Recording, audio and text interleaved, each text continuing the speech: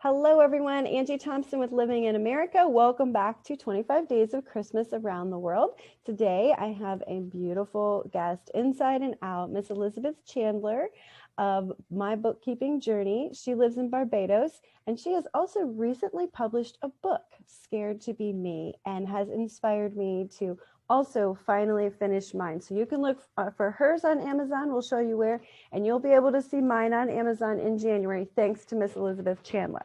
So Elizabeth, tell me a little bit about yourself and your business, please. Oh, well, thank you, Angie. So happy that you have me on here finally. Well, I am a virtual bookkeeper, and so therefore I help clients. Basically, my slogan is I help clients get in control of their finances, where I work with them through QuickBooks Online. And I also have a YouTube channel where I help upcoming bookkeepers to guide them into starting their own bookkeeping business, and a Facebook group to go with that.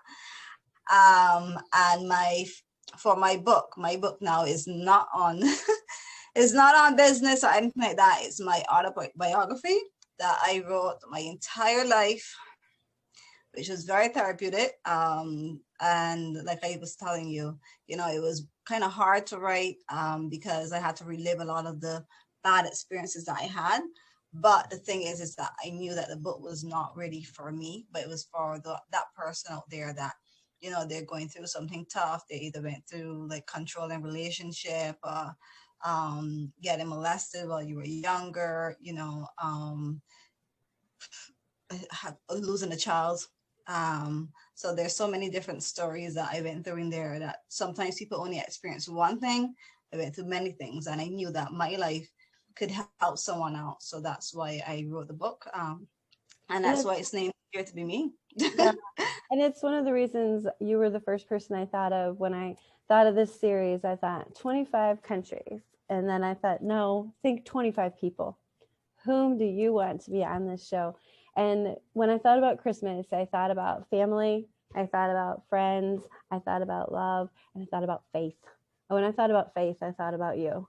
There was no one that took a greater leap of faith than what you've done. And it's so inspiring. Nobody's going to be perfect. And sometimes it's just time to do it, and to share your story can help others. And I really love that. So I encourage everybody to check out her book on Amazon. We'll include the link on how to do that. And Elizabeth, thank you again for being part of this series with me. She's also agreed to be on my next series, which is a bit of a surprise that we'll unveil in January, but you'll be able to see her again. She'll definitely be a repeat guest. So for this series, though, we're talking more about Christmas. And so I know you're not really going to find a lot of snow in Barbados for Christmas. So tell me a little bit about what you do in Barbados to celebrate the holidays. All right, so for Barbados, or for my household for the holidays, my sister is more of the Christmas geek. So first day in Christmas, my sister had up the Christmas tree. She put up in our gallery, which is like the front part of the house, where you would call the veranda, I guess. And out there is like completely decorated with lights and everything. For Christmas in Barbados, obviously we don't have snow. I've never seen snow in real life at all. Oh my gosh, that's so It's a funny. goal of it's a thing on my bucket list that I have. I have my cousins in Canada that I do get them to send me videos of the snow every year. But for us on Christmas, so Christmas time, if you go into our Bridgetown, everybody's shopping up. The year was completely hard, but I am telling you, you would not be able to walk in Bridgetown Christmas season at all.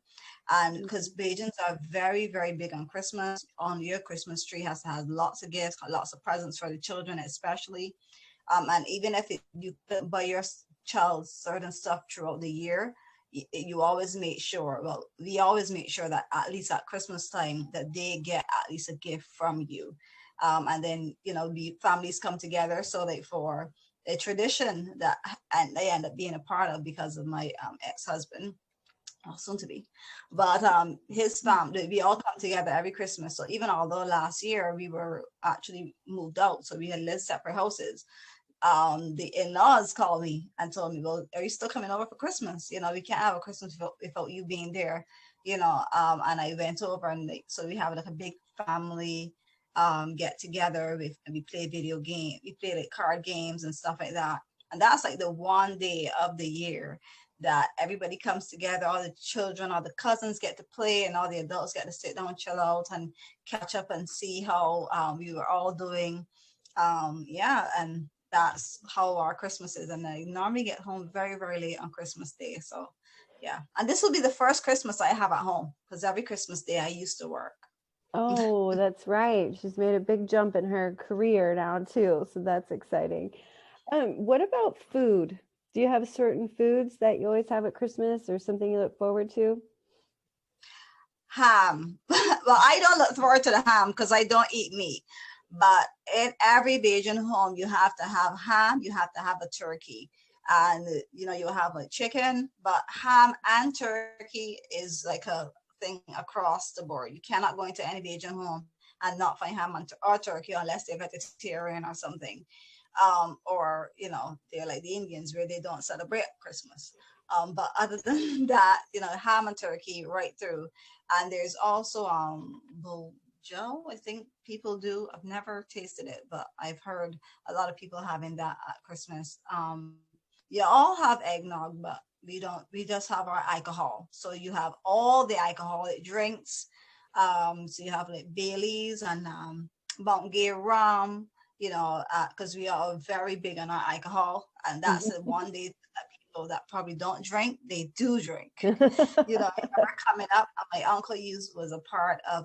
He used to work at a run distillery here, and he will have every single alcoholic drink on the table. Even now that he's retired, you go by his house and he always have alcohol there. It's like it never changed. You always have to have black cake as well. You know what black cake is? No, I don't know what black cake is. So it's not like a rum cake. You have to. So it's like a cake that has in fruits like cherries and stuff like that, and it's like a very black. The cake is jet black. It's like darker than me. But you also put rum inside of it as well. I've never made it, but it's so good. It is so What good. makes it black? I guess it goes black because of the alcohol you put in.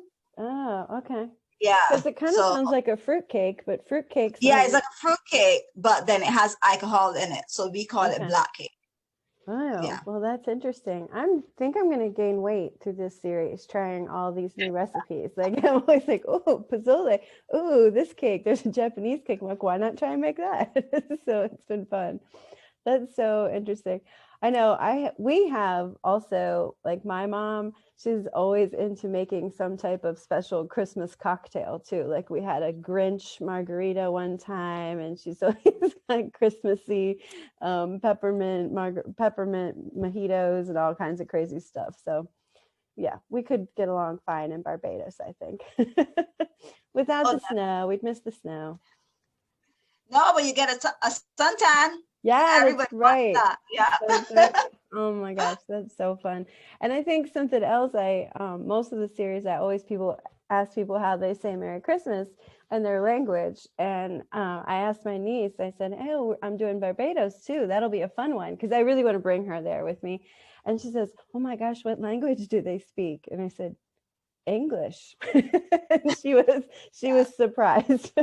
So because we have broken English, so right now I'm speaking proper English, but should I give you a bit of Bajan? And I'll repeat that right now. I'm speaking proper English. Right now you're talking proper English. Do you understand anything I just said? Proper English, just barely. Yeah. So we speak broken English. And so it's more of, if you say like, we don't say we do say like Merry Christmas, but it's really, really fast. So I say Merry Christmas, Yeah. So we speak very fast and very bad with our broken English. Sometimes people use it as like another language when they're around people that don't speak English, but they want to get a conversation across, and that they don't want the other person to understand. They will, and I speak a little bit better than some Bajans, because some Bajans really, they can't do the switch, because they've never, because for me, it's like where I used to work, we had to do a lot of interacting with people from outside of Barbados. We had to learn how to slow down Mm-hmm. talking, so I got a lot better over the years, but before you would not be able to talk to me. Oh my gosh, isn't that funny? And it's really more or less the same language. It's just cutting off the endings and adding. I Yeah, have that discussion a lot as an English teacher. People think their English is perfect. I said, when you write, it's perfect, but I can't understand anything that you say because yeah, your yeah, accent is too thick or you're too fast. Too fast is often a problem, which I think is funny because if it's your second language, you would think you want to be slower, it gives you more time, but yeah, yeah, it's usually the too fast. It goes together, and I think I don't know what you said at all. But then they write me an email. I think, wow, your English is perfect. So, but if you can't talk, that's something. Can't always write people letters, right? yeah. So, It's true. well, thank you again for doing this for me. Did you have anything else that you wanted to add before we No, go? I'm just well, I'm grateful that I finally actually got on because we had some ups and downs, and yes, so I'm just really happy to be a part of your world. You're very nice, kind lady, and definitely will tell everybody to get your book when it comes out. Yeah. Mine is not perfect, but like I said, you just make sure that whatever you're doing online, even if you don't have every single thing put together, you don't have to be perfect. Just go and do it. I took a jump the other day, left my full-time job, and really and truly, it's a now new adventure, new cover of my story that I have to now fulfilled. And it's because of people like you that I said, what, I'm doing this because I missed talking to people like you and interacting, and yeah, that's basically it. Oh, Nothing Elizabeth, thank bad. you. Thank you for having me. Oh, thank you for being on the show. I know how busy you've been and how crazy it is. And I really do think you're just the perfect example of faith and strength. And during the Christmas season, that's what it's all about, is having a little faith. So I encourage everyone to check out her book and to also take your own leaps of faith this year. It's been a tough year for everyone. It doesn't mean 2021 won't be better. A new year, new us, ready? So take some leaps of faith like Elizabeth. And thank you all for watching. Have a Merry Christmas and Happy Holidays.